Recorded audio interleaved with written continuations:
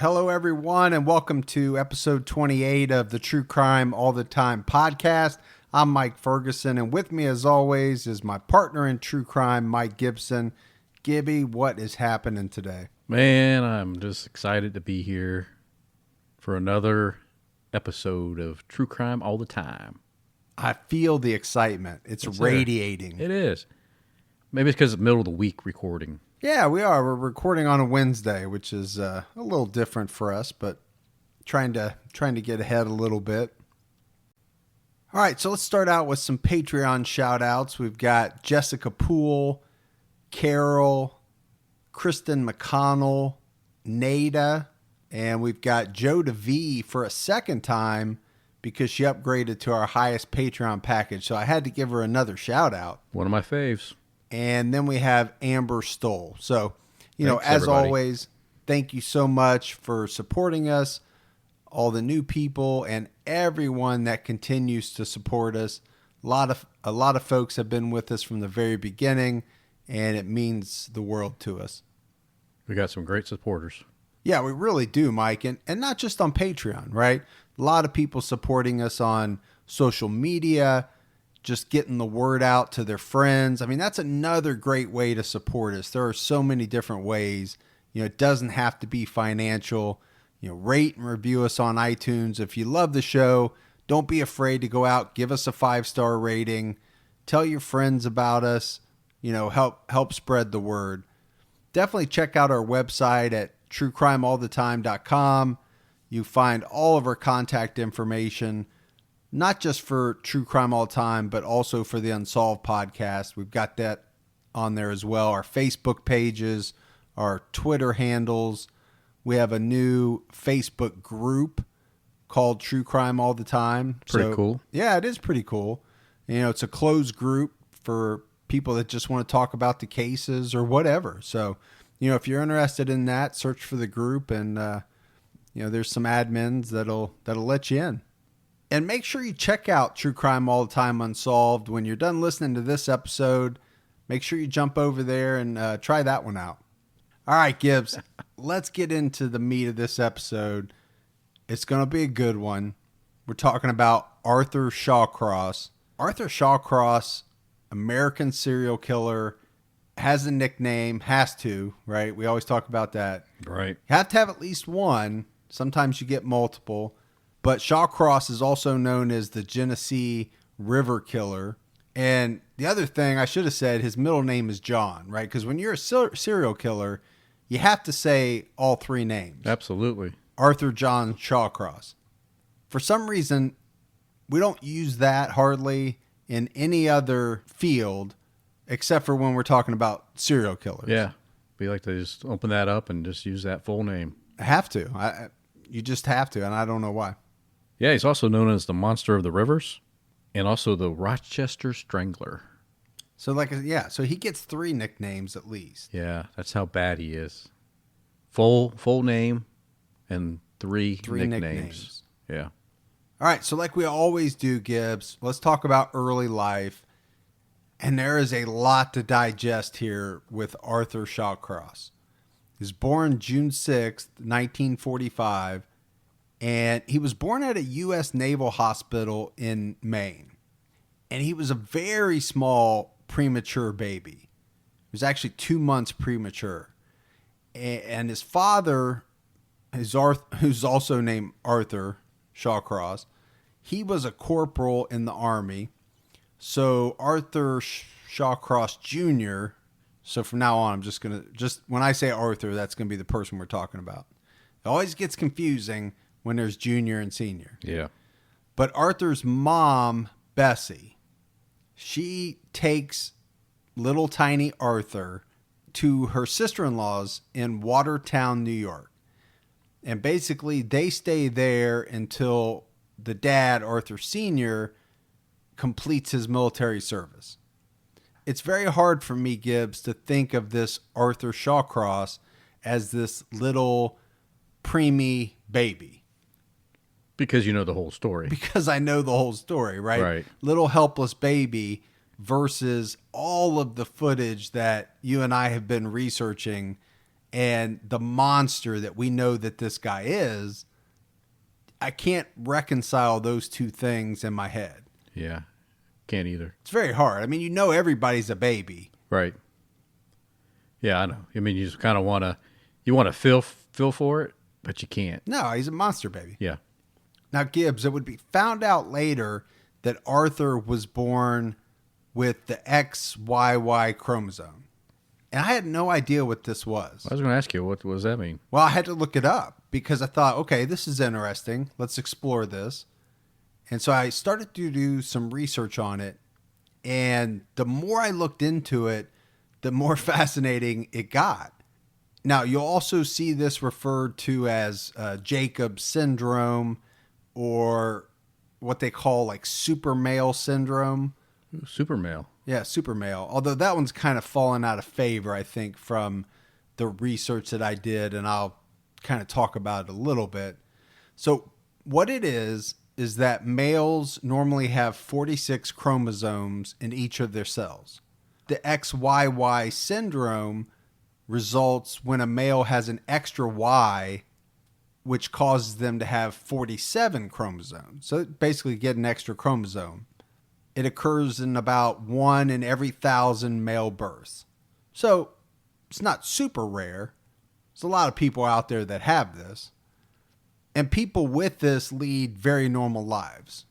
For the, usually no problem. Now, there are some symptoms, though, that can manifest, such as delayed speech, delayed motor skills, learning disabilities, and I think most importantly for what we're talking about, emotional and behavioral issues.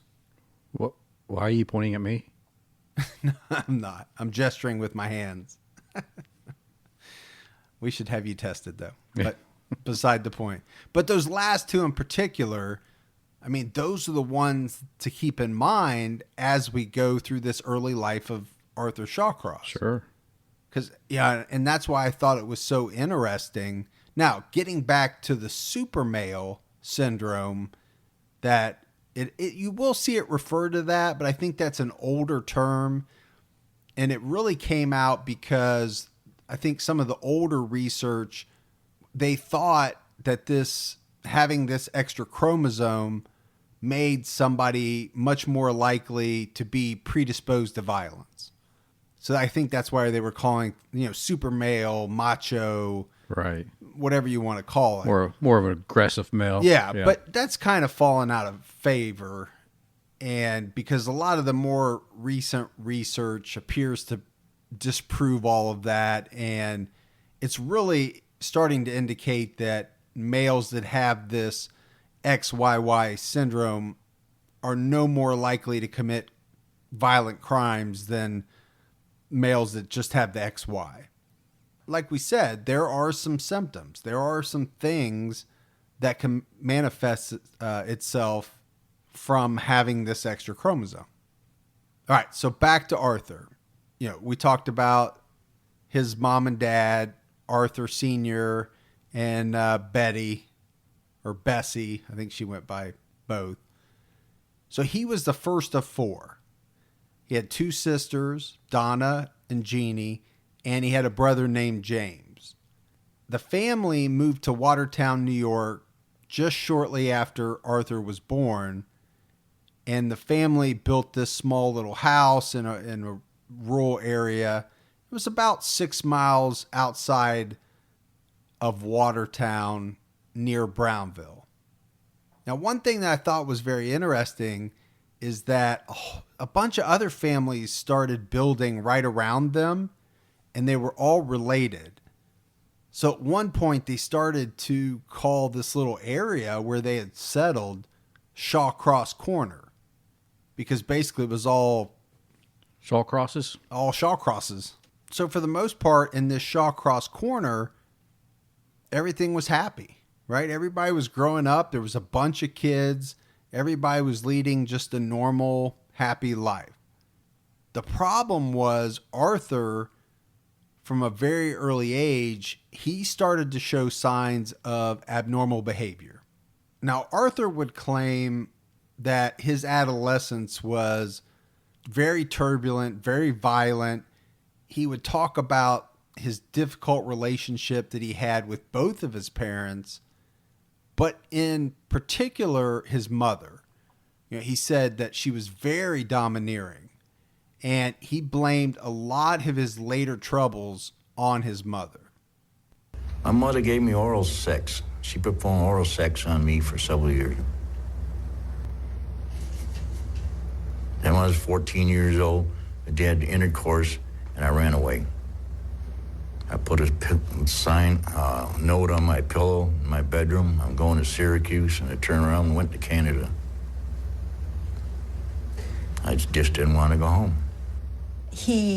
Very young, he ran away from home. He used to hide under the teacher's desk. He was an extremely bizarre and troubled child, very, very early on. So that there's a consistency to this history of abuse. All right, Gibbs. So at age 5, Arthur misses 33 days of kindergarten. Seems a little excessive. A little? A little. Kindergarten? I mean, 33 days? All you got to do is go and listen to people read books and drink milk and take a nap. Yeah, I mean, back then you took a lot of naps, sung a song, and I don't even know if you even cut and paste then. I don't know. Half day, you're home. So to miss 33 days, that's quite a bit. There's something there. He was talking baby talk.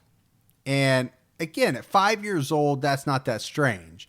The only reason I point it out is because we're going to be talking about it for quite a number of years to come. Oh. So don't think at 5 that's a little strange, I guess at 5, but not out of the ordinary too much. You get to 15, 16, it's going to become a little strange. It's a little different. And the same thing with being a chronic bedwetter, right? Again, at age 5, there's a lot of people that wet the bed. Yeah. Not as many at age 16. So I'm just kind of setting the scene. What about adult life? Is it an issue? Well, from like 5's not a big deal. 95, okay, that's pretty normal. Yeah. In between. A lot of the space in between, yeah, not as normal. But it is going to be a constant theme. He would say later on, because again, like a lot of cases we talk about, much of the information that we get comes from Arthur himself in later interviews. And you have to try to parse out how much of it is real and how much of it is BS. Right, yeah. Because there's a lot of it is BS. You know that not everything the guy's saying is true. But we have to talk about it because he did say it. Because he says it, right. Yeah. And what he would blame a lot of this on, again, we talked about his mother, but specifically the fact that he would always say that his mother didn't like him as much as his siblings and didn't pay as much attention to him as she did his brothers and sisters. This was a major problem for him, mostly because he craved attention. That's the kind of person he was. He was an attention seeker. He needed it. This is when he was around 6 years old? This is five. Yeah, 5. 5, 6. So for me, it's weird because I couldn't tell you much about my early childhood. I don't really have a lot of recall. I start recalling things around 6th grade.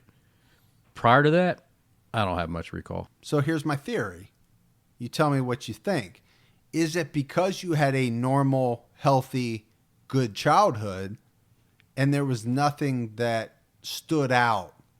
Whereas some of these individuals, if you believe what they're saying, there were things that happened that were so traumatic that they remembered them every day of their lives or became such a big part of their life. That's the only thing I can think of. Yeah, that might be it. Yeah. So I'm throwing it out there because I'm the same way as you. I had a great childhood, but I couldn't tell you what I was doing at 5 years old to save my life. No. I know at one point I was eating paper towels. Don't ask me why.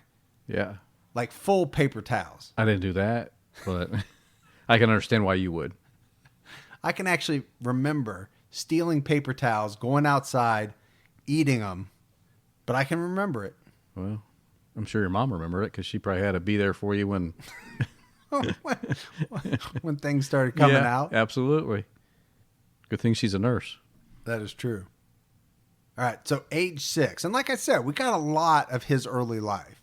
A lot of it from him, but some of it from other places.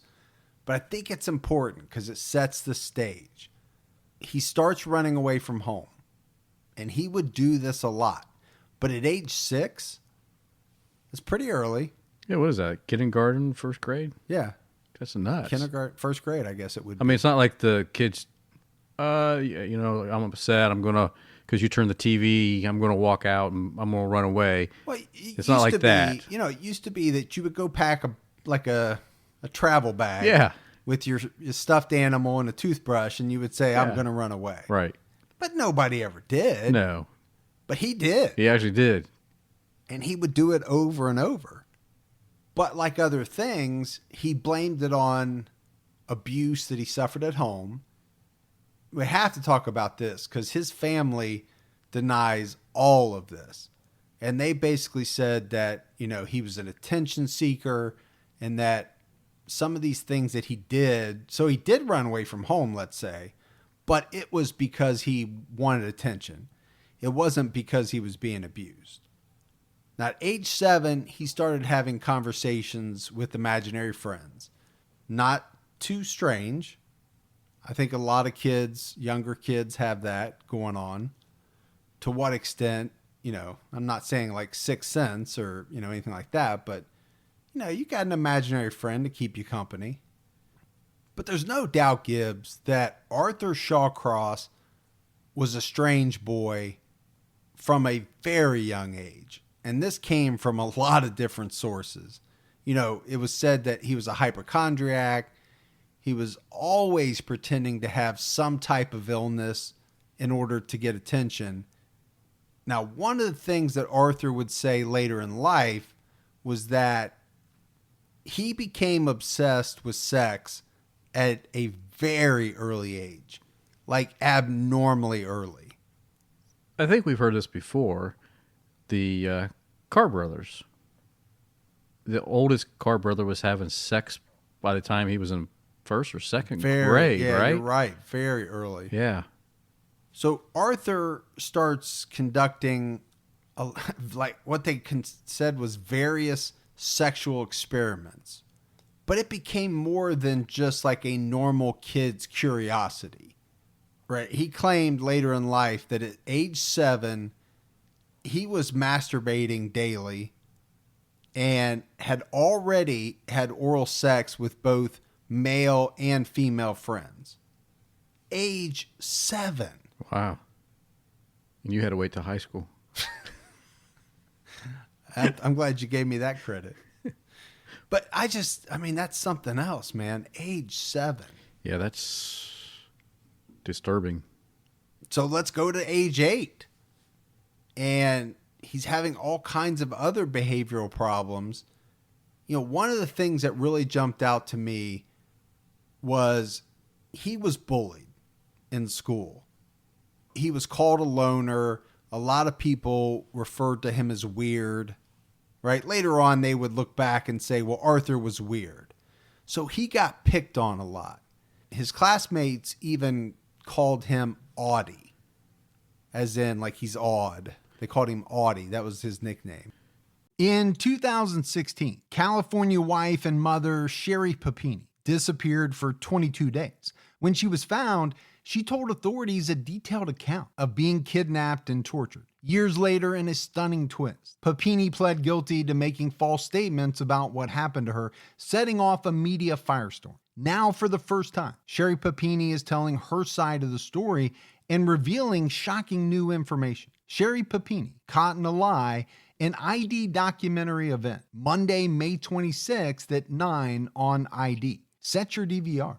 True Crime All the Time is sponsored by BetterHelp. Folks, therapy can feel like a big investment, but let's think about the state of your mind. It's just as important as your physical health. Traditional in-person therapy can cost anywhere from $100 to $250 per session, which adds up really fast. But with BetterHelp Online Therapy, you can save on average up to 50% per session. With BetterHelp, you pay a flat fee for weekly sessions, saving you big on cost and time. And you get quality care at a price that makes sense and can help you with anything from anxiety to everyday stress. Your mental health is worth it, and now it's within reach. I've used the BetterHelp service for years. And I love the fact that, I can connect with a therapist in a comfortable spot in my home on my laptop. With over 30,000 therapists, BetterHelp is the world's largest online therapy platform, having served over 5 million people globally. Your well-being is worth it. Visit betterhelp.com/TCAT today to get 10% off your first month.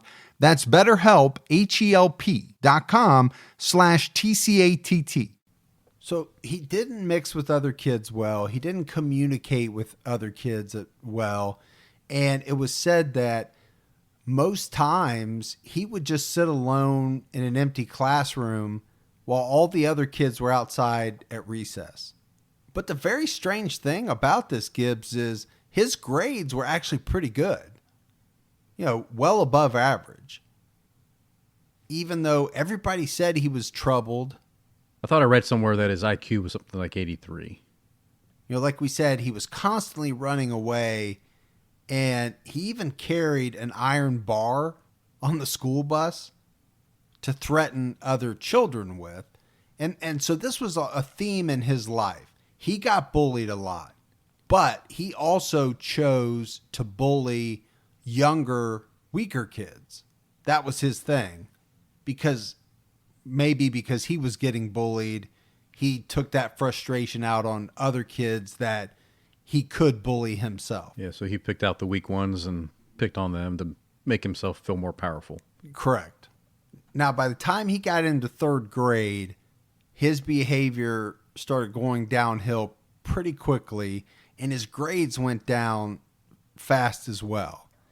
And this was at the first time that he started to take some psychological testing. And what it did was indicate that his behavior was mostly due to these feelings he had of being inadequate and feeling rejected, and this real bad hostility that he had towards his parents, in particular his mother. Even through all this, right, his grades were really poor at this point. He's going through these psychological tests. He's still promoted to the 4th grade. Now, he has to stay there a couple years, but we'll talk about that. And that's going to happen a number of times. He's still talking baby talk. It's in 3rd grade, right as he's getting promoted to 4th grade. This is when he has his first head injury, Gibbs. And I say first because there's going to be a number of them. He gets hit in the head with a stone. Now, on the surface, that doesn't sound too bad. I mean, I think we've all had rocks thrown at us and things like that. So, but this must have been some kind of stone, because it results in a pretty serious injury. He's hospitalized. He needs a lot of stitches. But what it causes is numbness in different parts of his body, which would go on for many, many years. So it was a pretty serious blow. Yes, that's a severe head injury. And the knot that resulted, it never went away. Wow. It never went away. It was always there for the rest of his life. So that tells me it was either a great big stone or a hell of a throw. Right. Somebody with a rocket arm. I don't know. Cy Young. Yeah, you want to pick somebody from this century, or? Well, it's going back to when he was. Just I don't even know how. I'm not a baseball guy. I know you are. That's why I was giving you shit about it. This white spot right here in the frontal white matter is the part that I was talking about. That's abnormal. Multiple sclerosis could look like that, but there's no history of anything like that. There is a history of head trauma to that part of the brain. That's what the cause of it is, in all likelihood. When I touched his face and his arm simultaneously, he only felt it on his face. That was a positive face-hand test. In other words, he's ignored the more distal of two sensory stimuli. He was not concentrating on the stimuli. His memory's fine. It's his concentration that's affected, and that's the pattern that you see in frontal deficits. There seems to be a cyst in the right temporal. Shawcross had several neurologic abnormalities that were quite significant. The most important of them was that he had a right Babinski reflex. That means when I stroked the bottom of his right foot, the big toe went up. Just a slight movement, a few millimeters. That indicates that there is disease of a major tract in the brain on the opposite side. There's a deficit. There could be no controversy over that. Could be no controversy over that. The only issue is what's the relationship between the brain damage, demonstrable brain damage, and the behavior.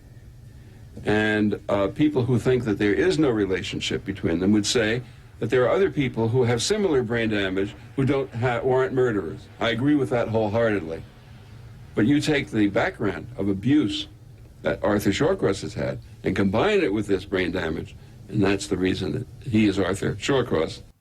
So I wanted to play this clip here because it talks about the abuse. It talks about some brain damage, repeated head injuries, even though we haven't talked about all the head injuries yet.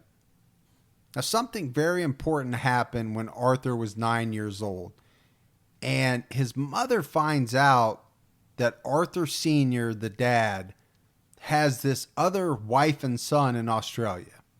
And it was from this time forward that all of the relatives would say she became a different person. She started, going into these jealous rages, and she was constantly fighting with Arthur Sr., and he kind of changed as well. He just became quiet and kind of withdrew, and she just started almost like dominating him. We talk about it, Gibbs. How much did Arthur Shawcross Jr. pick up on this?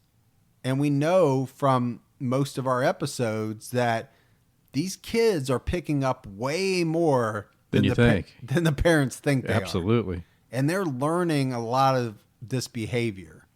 And it was at this point where Arthur ran away again. He just didn't run away. He made it all the way to the Canadian border. So again, this is not a kid putting Snuggles and their favorite book in a backpack and making it halfway down the street and then turning around. This is 9 years old. Yeah. 9-year-old. Now, he's in New York, so it's not, but still. Still, you got to, it's a trek. It's just not going around the corner. He did this time and time again. He would run off. We said he was held back. He had to repeat the 4th grade. He cried a lot. He was still talking or speaking in this baby talk. The kids were constantly bullying him. He was getting into a lot of fights. But like we talked about, he's still bullying younger kids. Still wetting the bed, having nightmares. This just goes on for a long time. But as these years would kind of unwind, the one thing that everybody knew was that Arthur Shawcross was becoming increasingly violent, picking on kids. He would beat up a lot of the neighborhood children. Now, he got his ass kicked too, but he was becoming well known for this explosive temper. 10 years old, he starts breaking into houses. He starts stealing from businesses, and he starts lighting fires. So now we're getting into some of the things that you and I like to talk about. So you've got arson, you've got bedwetting, you've got head trauma. Yeah, and an angry mom. And those are 3 big ones that we see a lot of in serial killers. Absolutely. It's just line it up right there. And he does torture animals, and we haven't even talked about that yet. What are you going to tell me next? He joined the military? Yes, he did. But we'll get to that. Wow. Which I hate because it always sounds like we're bagging on the military. And we're not. That's the furthest thing from nothing what but we love do. man. So at one point, he's still 10 years old. He falls into a river at a family picnic. He's complaining of soreness and headaches, and they actually give him a brain scan, and the tests come back nothing. They don't see anything. Now, his family would say later on that this was just yet another one of Arthur's attempts to gain attention, right? He always wanted to go to the hospital. He was always complaining about this or that, or he just wanted somebody to pay attention to him because, real or not, he didn't think that they did. So one of the crazy stories happens at age 11. And Gibbs, I know this is your favorite. And this is where Arthur would say later on that his mom jams a broomstick up his keister. Ouch. Exactly. Yeah. And at the same time, she threatened him with the butcher's knife. I think I would take the butcher knife. Instead of the broomstick up your... Well, not the knife up there. Just go ahead and do it, take care of me, man. A broomstick up your keister? Yeah, and wow. And normally I wouldn't laugh about this because it would be child abuse. But the reason that I think I can, or we can laugh about and joke about this, is because I don't think it's true. You think this is something he fabricated? Yeah, I think he told a lot of stories later on after, he was caught and incarcerated, and that's probably going to be a part 2. See, so, I agree with you. I think he is like making it, but part of me was saying, I was thinking, if he wasn't making this up, if it really did happen, then it kind of makes me go back to like when he always wanted to see the doctor or go to the hospital.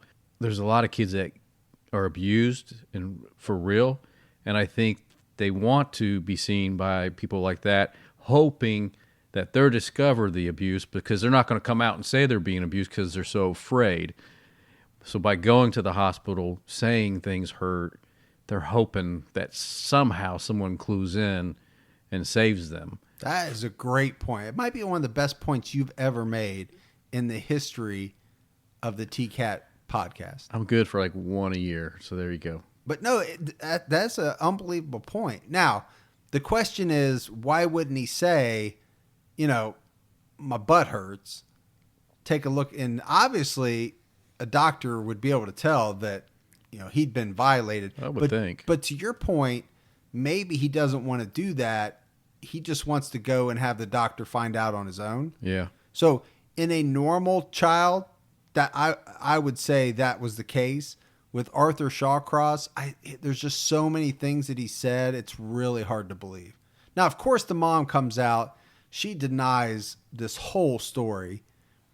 And even the psychologist, although they couldn't tell for sure that he was lying, I think they were kind of leaning towards the fact that he was not telling the entire truth. Either way, whether some of this stuff is real or whether it's just a fantasy in Arthur's mind, this plays a part, because later on we're going to see the pursuit of sexual gratification becomes this major role in his life. So then that has, another avenue, because, we know a few years earlier he's already attempted oral sex with both female and male, at age 7 or something crazy like that. Masturbating multiple times throughout the day, every week. Maybe he's the one that tried the broomstick up the keister, and he's just recalling that, but he's putting the spin on it that his mom did it, because these are tales he's telling way down the road. Oh, way down. Yeah. Yeah. So again, who knows, right? Yeah. But what we do know is that he ultimately starts to combine the pain, the physical pain, with the sexual gratification. So either this really happened, or like you said, it was all in his head, or he did it himself. I really don't know. Mm-hmm. But it does eventually, all of this leads to him becoming one of the most brutal serial killers around.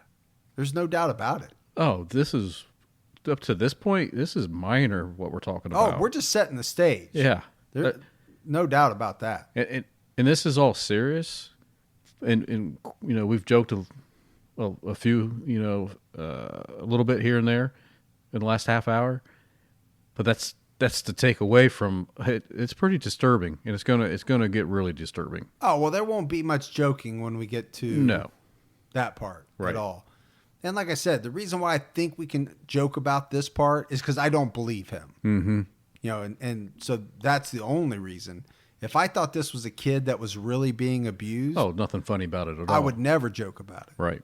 So he just goes on becoming, more antisocial. He keeps withdrawing from everybody, and he gets held back again in the 8th grade. And at this point, he's 3 years older than his classmates. But he didn't seem to care at all. He was playing the role of the outcast, and it didn't seem to bother him. At least that's, what everybody seemed to remember about him. 8th grade, he's 3 years older than everybody. He's still having nightmares. He's still wetting the bed, and he's still speaking in this baby talk. And he wonders why he's getting his ass kicked. Yeah, he's a teenager at this point.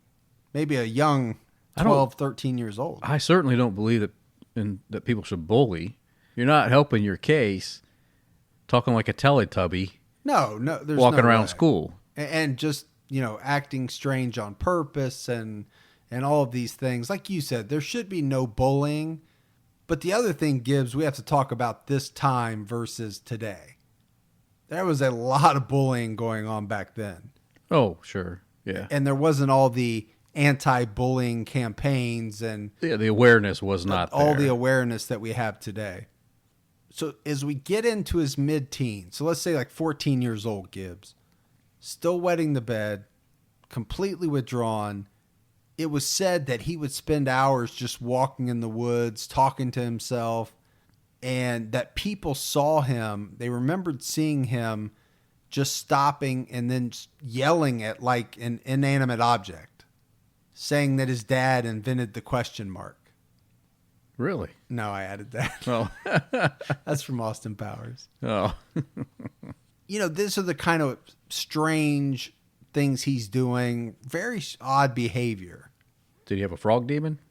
I think he had something Yeah. because, and like we heard in the clip, he had some mental disability. Whether it all stemmed from the repeated blows to the head, whether some of it stemmed from the extra chromosome, because that was a possible, symptom of that. Gibbs, we've got to talk about this, and it's out of timeline, but I saved it and I moved it down on purpose. Shawcross would say that age 9, his aunt got him to perform oral sex on her. And this was obviously a big deal to him. It stuck in his mind. At age 14, he would claim that he was having oral sex with his sister, Jeannie, regularly, also with his cousin. He would claim that he had another relationship with this young girl who lived in the same area, and at one point was caught by her brother while he was performing oral sex on this girl. What's the common denominator in all of these things? It's a lot of oral sex there. And this is going to be a huge thing for him.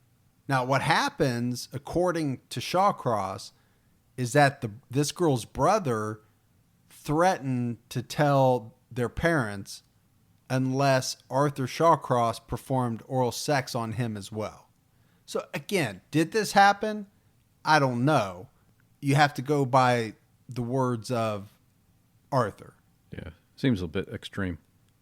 According to him, all of this really kicked his sex drive up, and he became insatiable. And he continued to have oral sex whenever he got the opportunity. And the reason why I'm harping on this oral sex, and I've never said oral sex so many times over and over in my entire life, but the reason why I'm saying it is because never once does Arthur Shawcross talk about having actual sexual intercourse, penetration, during any of this time period. And the thought is that he was not able to get or keep an erection from an early age. That's what some of the psychologists would say. And again, we talked about him associating violence with sex. You know, that is something that would kick off much of what would happen later on down the road. And at age 14, his story is that he's walking home from school and he's picked up by a man in a convertible, and the man held him by the throat while the man performed oral sex on Arthur. Now, Arthur couldn't have an orgasm, and this made the man furious. Again, this is all a story by Arthur Shawcross. And so the man raped him in the car and eventually dropped him off near his house.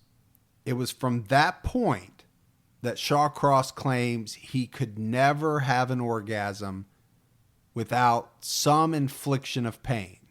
So he finally is going to associate pain with sex, and that's just how it's going to be for him. Yeah, I think, like I said, it may have started with the broomstick, if that actually occurred. Mm-hmm. He says it did. But this is where I think it really solidified itself, because never again could he have an orgasm without inflicting pain on himself or having somebody inflict it on him. Now, later on, he would actually brag to some of these psychologists, right? Because they studied him, you know, after he was caught. And we'll get to all that in part 2. But he would brag to psychologists that he had sex with sheep, cows, a horse, and that he had even killed a chicken while he was in the process of trying to have sex with it.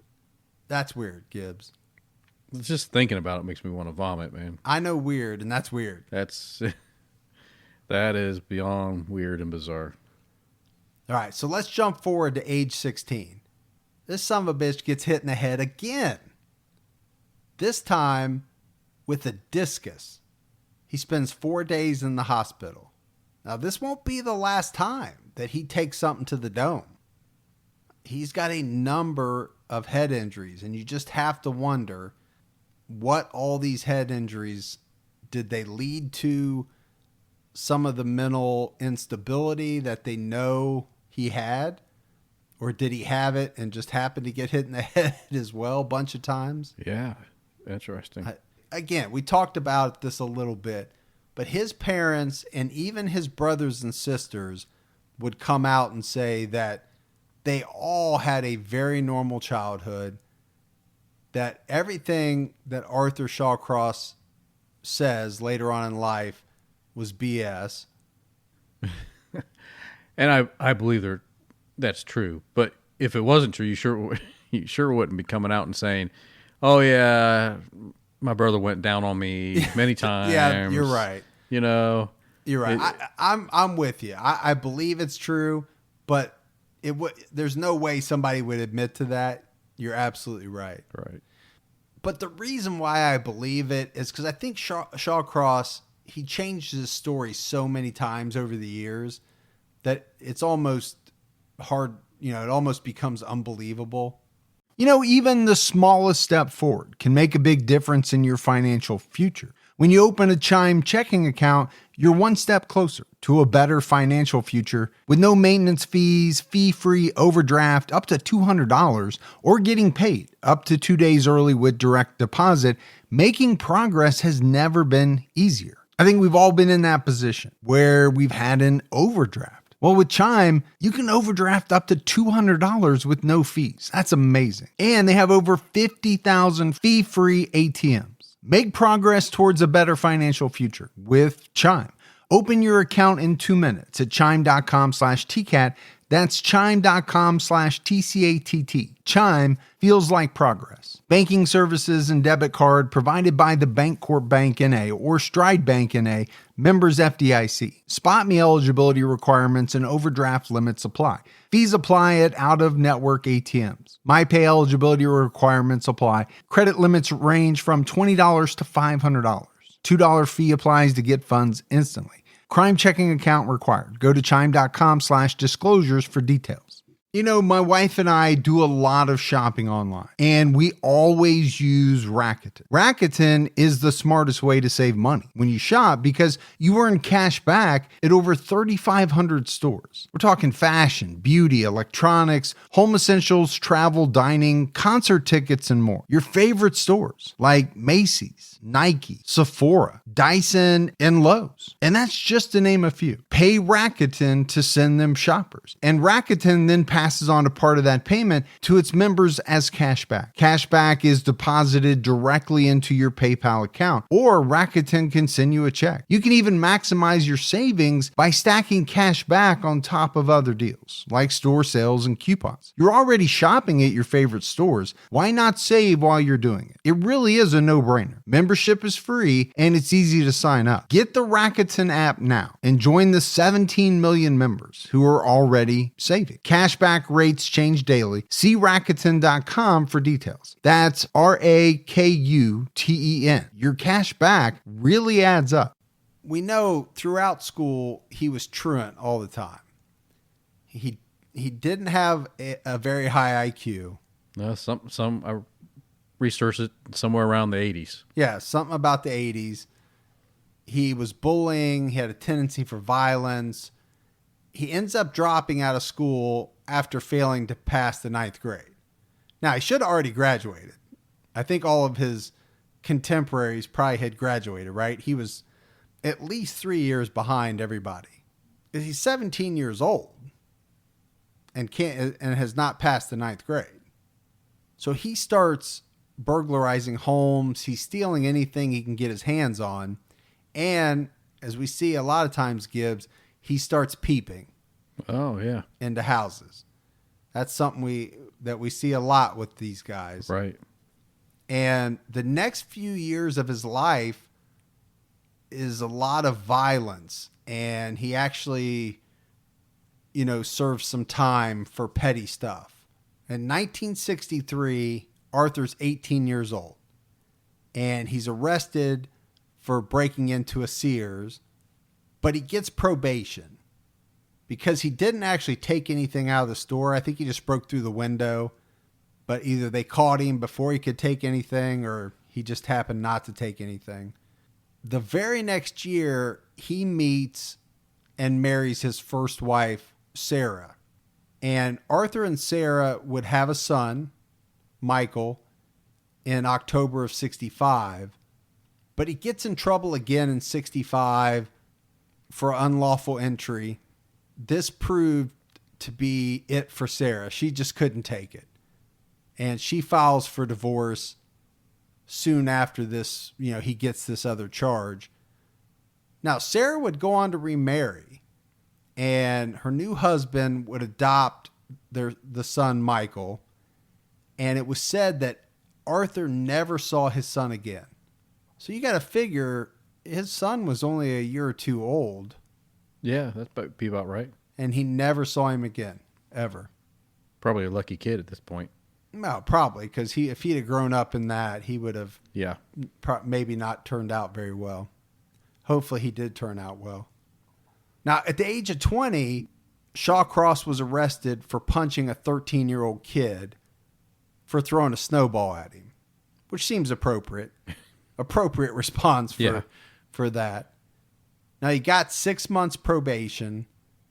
And again, he would be interviewed by psychologists in the jail, and they labeled him as emotionally unstable. So by the time he's 20, Gibbs, let's kind of break this down. Number of head injuries. He's had quite a few psychological evaluations. Right. I mean, I'm 43 years old. I've never had one. And by the time he's 20, he's had at least 3 or 4. Yeah, it's quite a bit. One more than me. By the time you were 20? It's way higher now, right? Much higher. But you said between now and 20, so I wasn't going to go to the next level. So the next couple of years for Arthur are just kind of directionless. He moves from job to job. He's involved in petty theft. Sometimes he's caught. Most times he's not. As you and I always say, none of these people get in trouble. They never do. It's always slap on the wrist type stuff. Now, he hasn't done anything horrible. I mean, I guess punching a 13-year-old kid's not very good, but he hasn't committed like any super serious crimes where he would need to serve serious time. Yeah, that we're aware of. But that's coming. But there's a turning point in his life, and it comes in 1968 because Arthur is drafted and goes to Vietnam. So right before he gets deployed to Vietnam, Arthur meets a woman named Linda Neary. They end up getting married after a very brief time dating, and it was said that they got married because they both had a thought that Arthur would probably be killed. So they figured they should just get married. Now, when Arthur gets to Vietnam, he's a supply clerk. He has duties of distributing ammunition, and to do that, he has to travel by helicopter to some of the units in the field.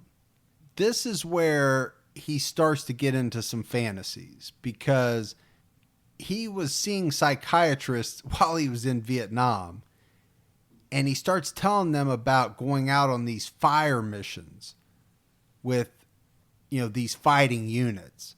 But basically, he's just riding in a helicopter, dropping off ammunition, and then coming back. Right.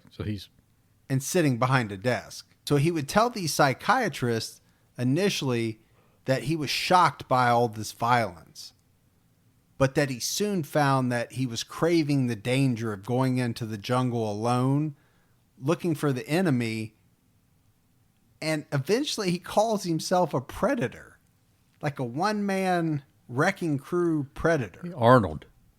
This guy is a flippin' supply clerk. Yeah. They probably he's probably got one bullet in his gun like Barney Fife. Yeah. The stories that he would tell from Vietnam about him going on these missions. No doubt about it. There were some crazy things that happened over there. A lot of crazy stories. But do you believe his? That's the thing. I mean, you got the tunnel rats. Crazy things that those folks had to do, man. I'm sure some of what he's saying or is about to say happened. It just wasn't him. I just don't know if it was him or not. Yeah. He took somebody else's story. If he was a quote unquote grunt out on the front lines, right, maybe I would believe it. But the Army even disputes anything he says because, like they said, he's a supply clerk. Right. He wasn't platoon. Yeah. He wasn't those guys trudging through the... These are just stories he either heard or, like you said, he fabricated. So here's one. So he's on one of these predator missions by himself. Now, at what point would anybody be wanting to go by themselves through the jungles of Vietnam? But he claims that he encounters these two Vietnamese women that were hiding guns in like a hollowed out tree. And he shoots one of the women immediately. And he ties the other one to a tree. And the woman that he shot was still breathing. So he cuts her head off and he mounts it on a post for the enemy to find. I'm going to do a little warning here. If anybody's eating like a pulled pork sandwich or anything along those lines, you might want to put that down or just do a quick pause and come back after you've digested. Yeah. Because what he claims is that he cuts off a section of her thigh. This is the woman that he shot. He roasts it over a fire and he eats it. Now, remember, this other lady is tied to a tree watching him. So then he says he has oral sex with this woman tied to the tree. Again, oral sex. Now, he does claim that he raped her and then shot her in the head and butchered her body. But the stories don't stop there. No. Because somehow this supply clerk becomes an expert sniper. He said that he took a rubber nipple from a baby's bottle and he fashioned that into a silencer, which allowed him to shoot the enemy from far away without giving away his position. I mean, a bullet would rip the shit out of that rubber nipple. I don't see it that being a silencer in I don't either. any form or fashion. I was say it's not like he's walking around with a bag full of baby nipples. So I mean, Well, it's a good question. Where's he getting all these baby bottle nipples? Is he having them shipped over? in the middle of the jungle, Vietnam jungle. If it did work, it'd only be good for one time, right? So, like I said, he'd have to have Tons 20, of 30 of them on him. It just doesn't make any sense. Well, let's hear Arthur Shawcross himself. A lot of things happened in Vietnam. Yeah, I went to Vietnam as a weapons specialist. And I had my own bunker just outside of Con Tum, Vietnam, Central Highlands. And I see a woman in her 30s coming down this hill carrying 2 AKs on this side and 2 AKs on this side, barrel down. So I reach over my shoulder like this, right behind my neck, and I pull out a brand new machete. When she backed out, I come up behind her and took her head right there. I took a couple of hits, but the head came off. She body dropped to the ground, she just bled out. I split the body in half. Opened up a pouch and I had some C4, plastic explosives, lit a cigarette, just touched it, and it started lit up like a miniature sun. And I just laid the flesh up on top of that stick, right? And I bit into the flesh itself, just staring at her eyes, and she urinated and defecated on herself. And she talked to me in broken English, so she told me everything I wanted to know. I go in, I reported in, saluted the colonel, and he gets up and he says, "You're one sick son of a bitch, but I love you."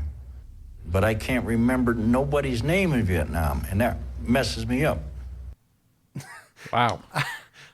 I have to laugh a little bit because I'm picturing like this guy is Rambo. I mean, Rambo doesn't do some of this crazy stuff. Yeah, this is bizarre, man.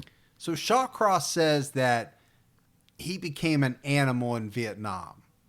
This is where everything ratchets and he has a hard time controlling all of his violent urges that are driving him to rape and kill. And he says it wasn't just like, the enemy that he did this to.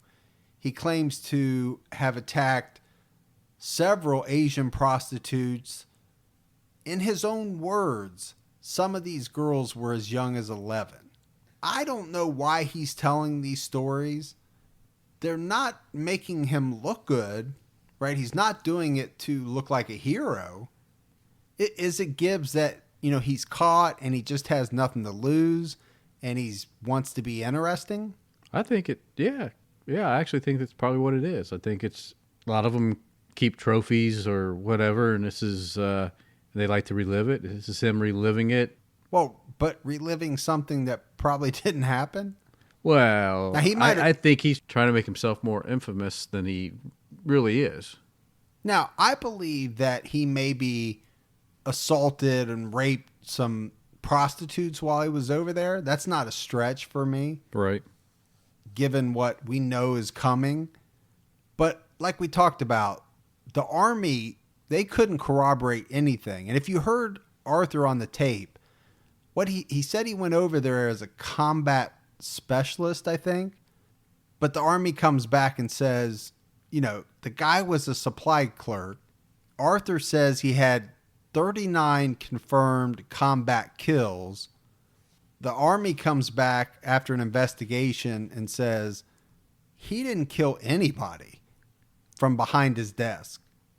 Now, what did happen while he was in the Army is that he fell off a 40-foot ladder and landed on his head. Oh, no. So this is number 3. Yeah, this is huge. I mean, this guy cannot stop getting hit in the head, landing on his head. So the whole Vietnam thing, I mean, and really the reason I talk about it is just it's interesting, it's gory, but again, I don't know that any of it happened.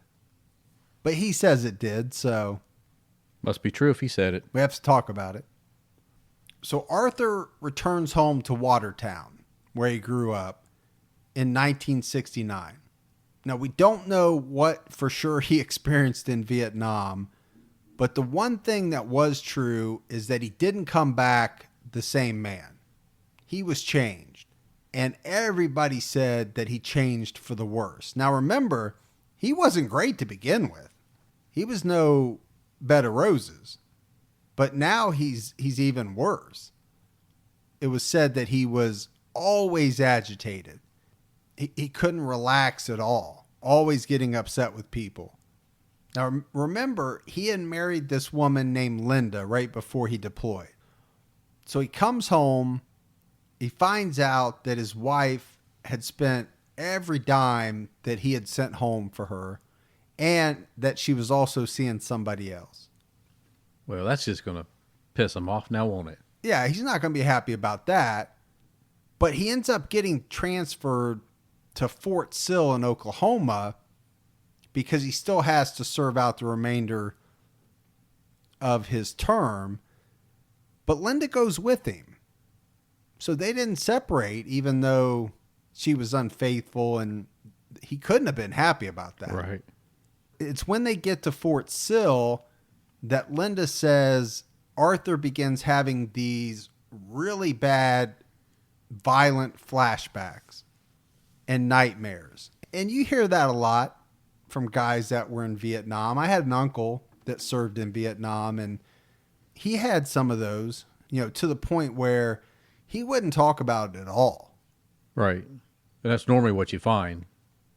The people that really experience the shit, they don't want to talk about it. Yeah, that's nothing they want to. They don't want to relive. It's already bad enough. They're trying to suppress it as much as they can. They're sure not sitting around bragging about what they had to do. No. But he ends up beating Linda. This leads her to have him taken to an army psychiatrist. So again, this guy has seen a lot of psychiatrists, and this one suggests therapy and wants to put him in a mental hospital. The problem is that Linda was a Christian Scientist. That's an interesting twist. Yeah. I mean, that's not something that I know much about and don't hear a lot about but she was very leery of doctors and hospitals in general, and she refuses to commit Arthur. She could have, but she refused. So Arthur doesn't get therapy, which he probably should have, and his mental state begins to decline. And in April of 1969, his frustration boils over, and he ends up setting fire to a local paper mill. And later that same year, he sets fire to another factory where he was actually employed. Wow. So here, the arson kind of coming back into it. Yep. He was arrested. He ended up getting convicted for burglary of a gas station, which they must have caught him on too, and 3 separate counts of arson. He gets sentenced to 5 years in prison, and the first 6 months of that sentence is in Attica, and that's no joke. No, that's big time. Now, it's in Attica, and again, this is an Arthur Shawcross story, so you believe it or you don't believe it. Is this where the chanting comes in? Attica. No, he probably wishes it was just the chanting if what happens is real, because he alleges that 3 black inmates raped him. And he then claims that he got revenge on them by beating and raping each one of them in separate incidents. And because of that, he was transferred to another prison, Auburn prison, to serve out his sentence. A little bit of Rambo with some Steven Seagal thrown in. Yeah. Exacting justice. I wonder how much of this is just fantasy in his head. I think there's a good chunk of it. I mean, he may very well have been raped in prison. For him to exact revenge on each one of these people and be able... How likely is that? Probably not very. Yeah. Now, he actually gets out early. He doesn't serve the whole 5 years because In 71, there's a prison riot, and it's sparked by some racial tension. And this is true. Arthur Shawcross actually saves the life of a prison guard who was being beaten during the riot. And because of that, they give him an early release. He returns again to Watertown, where he's lived his whole life, vowing to start a new life. Linda, by this time, has divorced him. Now, the one thing we have to talk about is his time in prison, because it didn't do anything good for him, right? His mental state going in was not good. This stint in prison didn't do anything to help that. If anything, it made it worse. He came out even more agitated and ready to just take on anyone or anything. He was ready to fight. That's basically his mindset. All the buttons have been pushed. Yeah. There's nothing else to push now. No, I think he's at that state. He's at that level. All right, Gibbs. Now we got to get into the spiral of Arthur Shawcross, because this is where it really begins. So he wants to start a new life, and he settles back into Watertown, like we said, and he takes a job at the Public Works Department as a handyman. And he actually gets married again for the third time. This guy has no problem getting married, I'll tell you that. His new wife, Penny, was actually friends with one of his sisters, and she had 2 children from a former relationship. Now, Shawcross would claim that up to this time, he was still having a sexual relationship with his sister. She introduced him to Penny because she had gotten pregnant with her boyfriend, his sister had, and could no longer continue their relationship. I'm trying to think of something to say, man. I just don't know what... is it like a letter of recommendation? Hey, I don't know. He's really good at, oral sex. Oral sex. Give it a I know try. he's my brother, but yeah, so now he's yours, and I think you'll be happy with it. That's strange. What a strange story. It is. And again, as we've said, all of his family comes out and has denied every bit of this, because obviously they can't be happy being linked to all this craziness. No. Especially if it didn't happen, which we're thinking it probably didn't. Yeah. I'm hoping it didn't, because if it did, it's jacked up. I'm thinking if it happened, all the stuff he said actually did happen with the family, I think there would be more people that would have come out to talk about it. I think you're right. I think there would be people that could corroborate his story, and I didn't find any of that corroboration. Right. So basically you have one man saying something, and you have all the rest of the people saying, no, that didn't happen. Yeah. That's basically what we have. I mean, we know people like no matter how bizarre, twisted, wrong things are, people like to talk about it. So somebody would have said something to their boyfriend or their girlfriend or something, throughout time. So it's only about 5 months into this new marriage with Penny. She becomes pregnant, but then later has a miscarriage. And it's sometime just right after this, Shawcross claims that the marriage starts to fall apart because Penny's father accuses him of sexually assaulting Penny's younger sister. I'm guessing the odds are good. Well, this is one that he actually denies. Oh, okay. He seems to take credit for a lot, but he actually denied this one. But as you can imagine, Penny's parents had it out for him from that point on.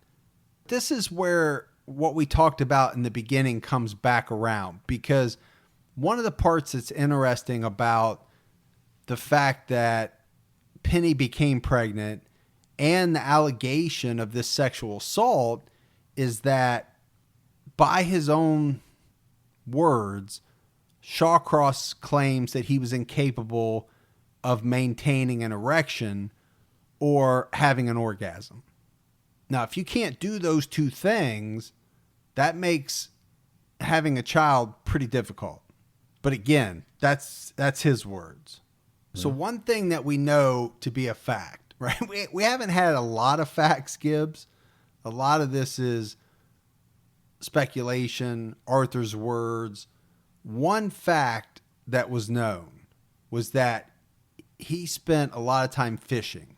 He spent a lot of time fishing with some of the kids around town. He would often share the same fishing spot with these kids and talk to them. And one of the kids that he fished with was a 10-year-old named Jack Blake. Now, on the morning of May 7th, 1972, Jack goes out to play. And this area was known as the Cloverdale Apartments. This is where Shawcross lived. It ends up that Jack never comes home. And his family is frantic. And his mother actually knocks on Arthur's door later that night and says, have you seen my son? Do you know where he is? Because she knows that this guy apparently had been fishing with her son at various times. He had told her that he hadn't seen him since that morning. But the truth of it is, Shawcross had taken Jack, taken him into the woods, stripped him naked, and he forced him to run through the woods. And I don't know, Gibbs, if this was some kind of game that Shawcross was playing, almost like the most dangerous game. Yeah, he could be going back to his Vietnam days. So he strips him naked, this poor 10-year-old boy. It's almost like the most twisted game of hide and seek or whatever it is, but he finally catches him. And he sexually assaults the boy and eventually strangles him and ends up beating him. And, it was a violent, brutal death. There's no two ways about it.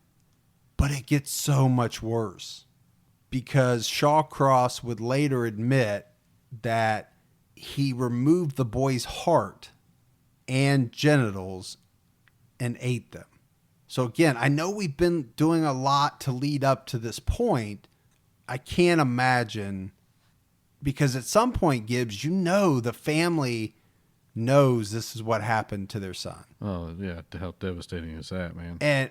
And bad enough that their son is killed, but to be violated in such a brutal way, that has to add even something to something that's already horrific.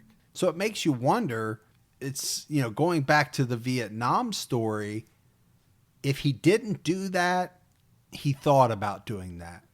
When he got back to the States, is that when he decided, I'm going to start living out some of these fantasies that I've been having? Now, Shawcross is a suspect from the get-go, right? Because like I said, he'd been fishing with this boy. He knew this boy. But there was no evidence against him. The little boy's body would not be found until September. So it was 4 months or so until they found his body. And they found it in a shallow grave just outside of town. Like we said, beaten, sexually abused, and strangled. But Jack Blake would be just the first of many, many victims of Arthur Shawcross. I mean, we're just getting started here. That's the sad part about it. Now, we said that they found Jack's body, but 4 days before they find it, they actually find another child, 8-year-old Karen Ann Hill, and they find her under a bridge near the Black River. She had been raped, she'd been suffocated, and grass had been stuffed in her nose and mouth.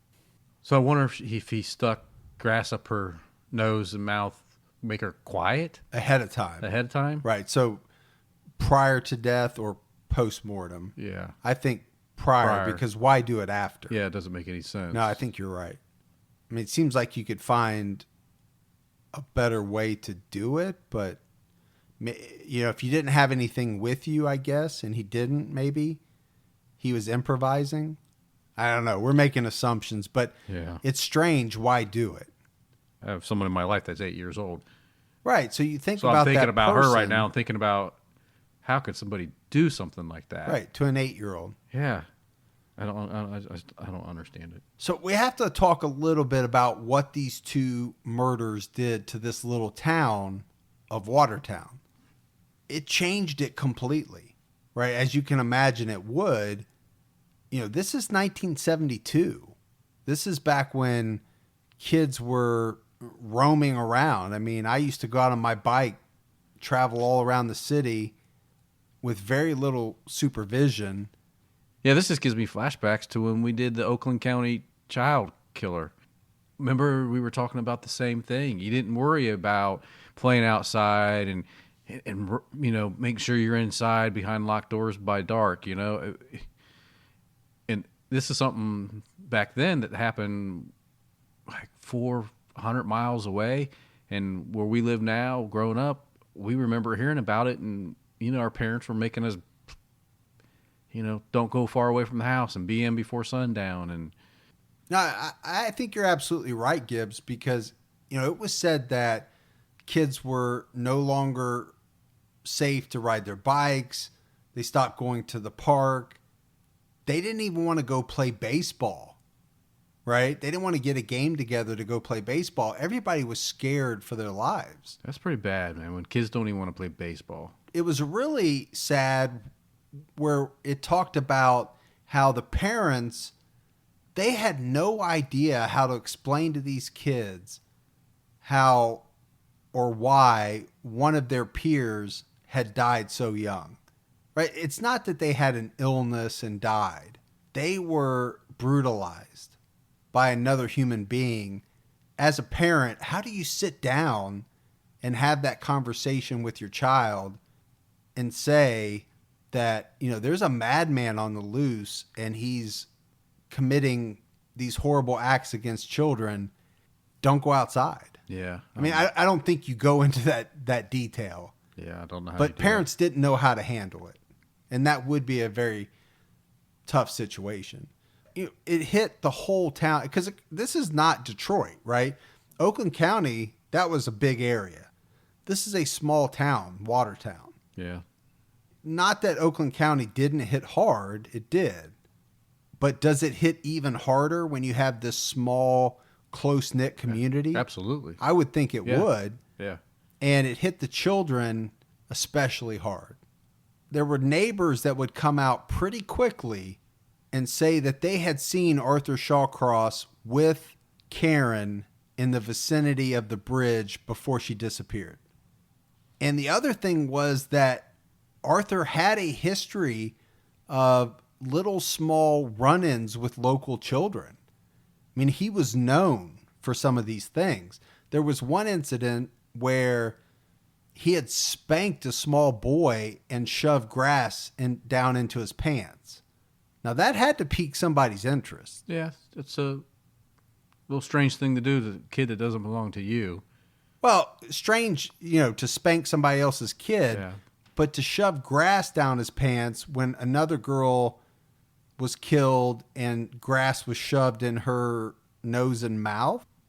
So apparently it was said that he just paid a little fine for that. But because of all these things, he was suspect number one from the get-go. And then the police received another report. And this was that Arthur was seen eating an ice cream at the very bridge where the body was found on the day it was found. Now, this is going to come up because this is part of Arthur's thing.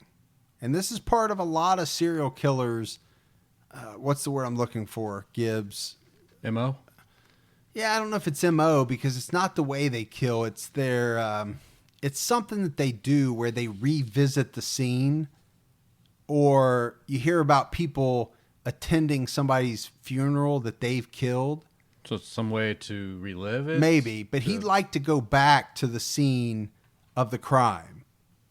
This is what he was doing. He was eating an ice cream cone Kind of like a celebration of what he did? I don't know. Like, He was just sitting on the bridge in his car eating an ice cream cone.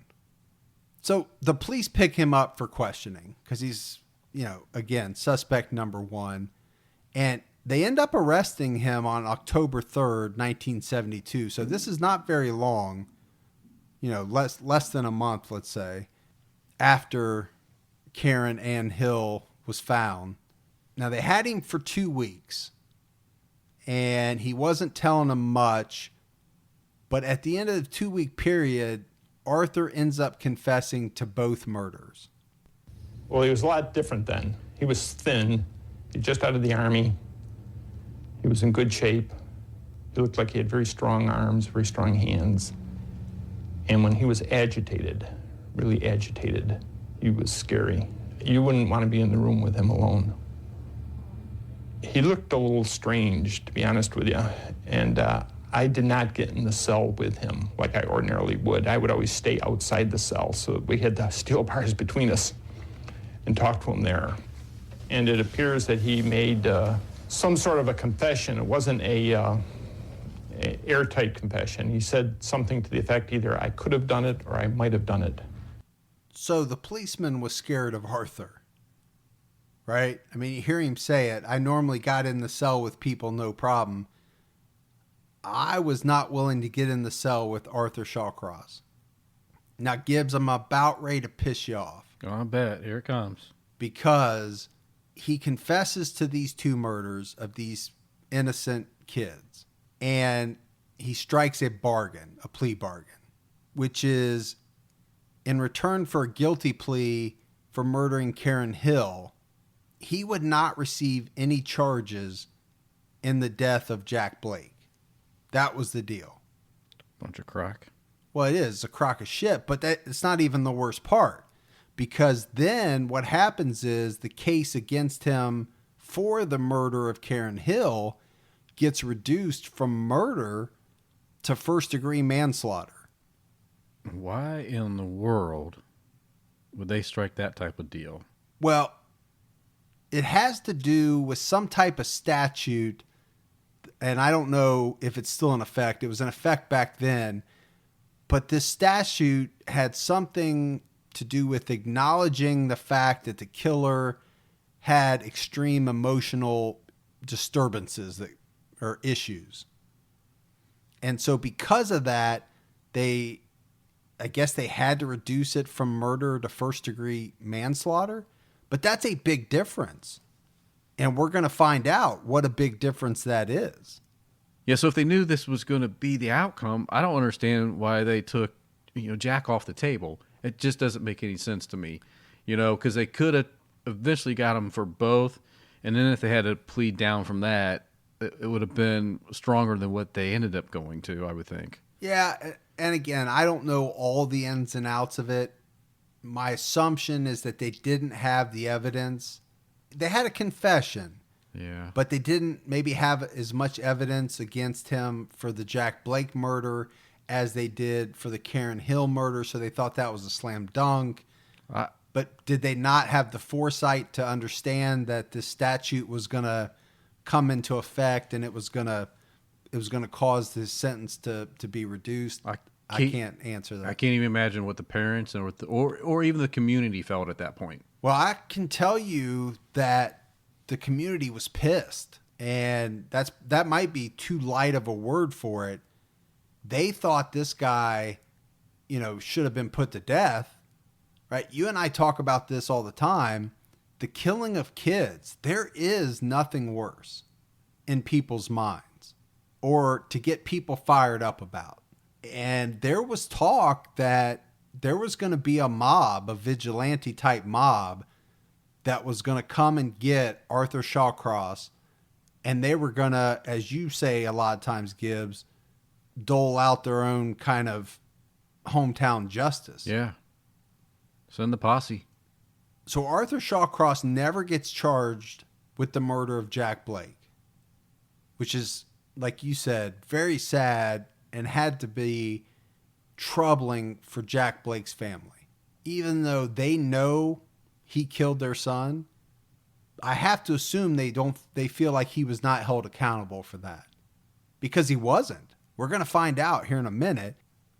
So Gibbs, Arthur Shawcross was never charged with the murder of Jack Blake, even though he admitted and confessed to raping the boy and murdering him. And he even showed police where he had dumped the body. And then later on, Yeah, this is sick. Later on, as he's talking to these prison psychiatrists, he would tell them that, and this is what I was kind of foreshadowing about the fact that he liked to go back to the crime scene, that he had returned several times to where he had buried Jack's body, and he had had sex with the corpse. That's sick. On multiple occasions. So ultimately, Shawcross gets sentenced to 25 years in prison.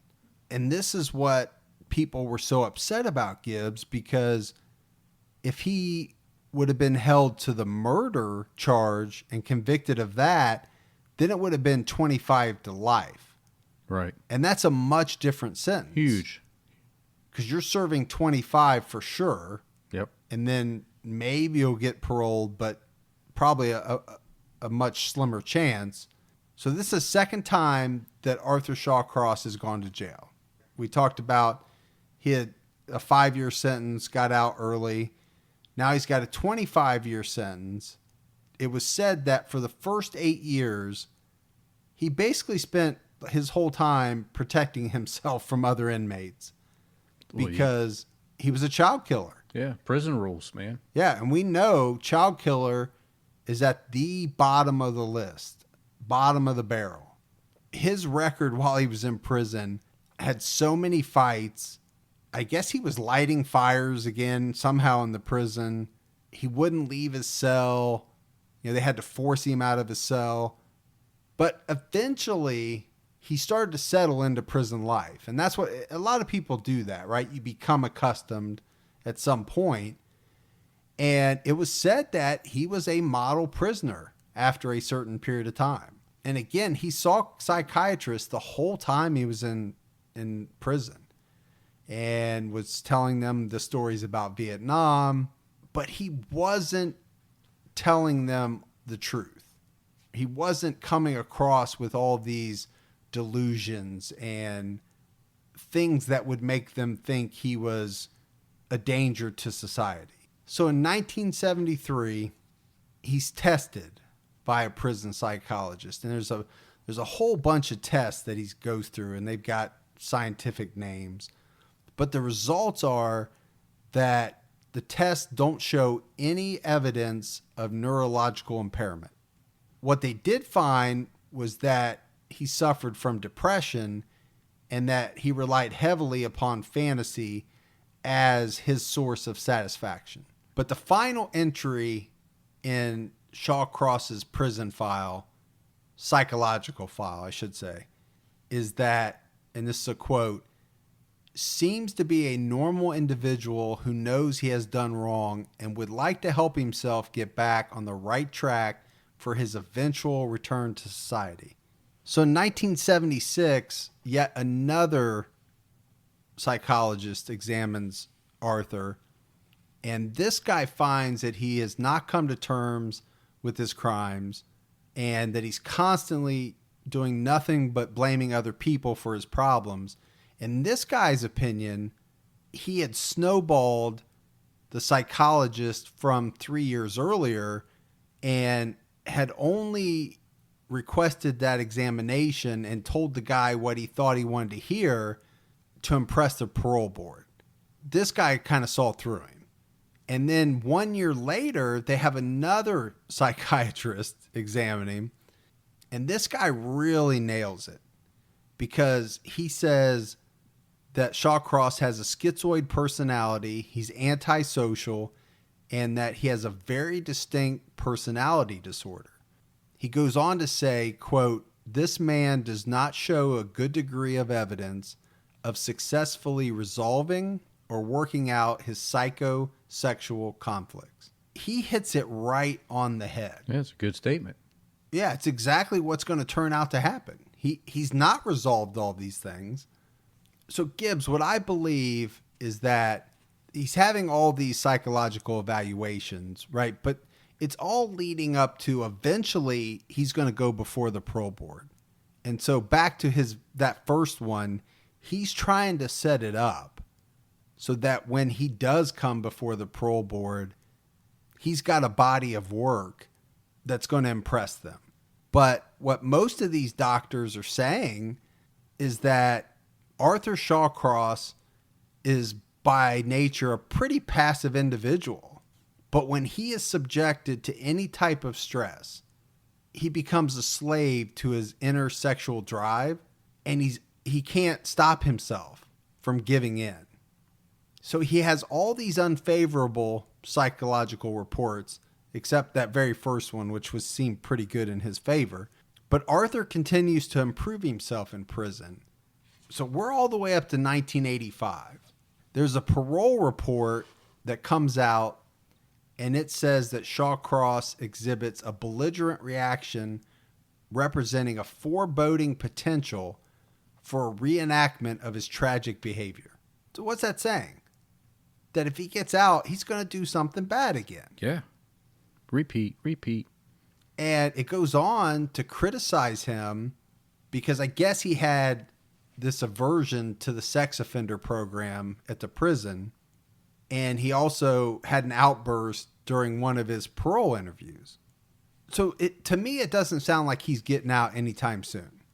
But despite all of this stuff, they let him out in 1987 and deem Arthur Shawcross fit to reenter society. Mistake. Well, it's going to turn out to be a huge mistake. Right after his release, he goes to see his parole officer. And this guy writes a report. And the one sentence out of this report that is the most important says, this writer, meaning the parole officer, considers this man, being Arthur Shawcross, to possibly be the most dangerous individual to be released to this community for many years. That's not a good sign. No, that's not. So Shawcross is released in the Binghamton area. And basically everybody in the town of Watertown had already made it clear that there is no way this guy's coming back there, right? Remember, they were pissed and they had not forgotten. There's no way they were going to let that guy come back and live in their town. So they put him in Binghamton. While he was in prison, he'd been having a pen pal relationship with this woman named Rose Wally. And he had told her that when he got out, he would come live with her and marry her. So we got to talk about his parole conditions. They require him to stay within one county, that's Broome County. He has an 11 p.m. to 7 a.m. curfew. So he's not allowed out during those hours. He's not allowed to drink any alcohol. And he's not allowed to have contact with anyone under the age of 18. And obviously he has to stay away from school zones and any other. He can't go to Chuck E. Cheese or anything like that. But he's not in Binghamton long because the residents rise up and they basically say, we don't want him here. They know what he's done. So they're forced to move him to Delhi, New York. And that's where he moves in with Rose Wally. It's not very long after he moves in there that the residents of Delhi, they figure out he's moved in and they rise up and say, we don't want this guy living here. And he gets forced out of there. So he moves to Fleischman's, New York, and he and Rose move into this house. And Arthur actually gets a job with a local building contractor. Gibbs, within a matter of days, somebody recognizes him in the post office. And by that night, there's an angry mob coming down the street. And at the front of the mob is the town's mayor. He's leading the mob. Awesome. They assemble outside of the house, and they basically say, if you don't get the heck out of our town, something bad's going to happen. So and this keeps happening. They bounce around from one place to another until finally they end up in Rochester, New York, in an apartment. Well, she's still sticking with him, isn't she? He must be worth it, even though these crazy mobs aren't happy, but I really like the guy. Yeah, he's an ex-con. We can't live anywhere because nobody wants us because he killed kids. Yeah. They finally do settle in to this apartment in Rochester, and they're kind of stable for a while. And it's Christmas 1987, and Arthur asked his family. So we got to dissect this, Gibbs. But he asked his family to come to Rochester to meet Rose, and they refuse. I can't say I blame him a whole lot, but his sister tells him something that kind of starts a spiral. And what she tells him is that their mother has thrown away the present that Arthur sent her for Christmas. And that does something to him. He becomes very angry, and he starts ranting about his family doesn't want anything to do with him. And it's just after this incident at Christmas that he actually starts a relationship with another woman named Clara Neal. And Clara Neal is going to be important in part 2 of the story. And for a year, he actually maintains both these relationships, one with Rose Wally and one with Clara Neal. And the only way he got by with it with Rose is that he said he was just being nice to Clara because he needed her car. All right, Gibbs. So like I said, this is going to start what I would call the second act or the second spiral of Arthur Shawcross. Yeah, unfortunately, they let him out. And it's going to get much, much worse. The number's going to get a lot higher, but everybody's going to have to wait for part 2. Part 2. Part 2. To find out the rest of the Arthur Shawcross story. I don't have any remorse for some reason. It's not there. Like I said, I'm one side and the other side. I know something inside me is weird. And there's always a bad man in me. You never can get rid of it. He's behind a door somewhere. I'm trying to keep him there. I don't want to hurt nobody else. All right, so that's it for this episode. Download next week, hear part 2 of this crazy Arthur Shawcross story. So for Mike and Gibby, stay safe and keep your own time ticking.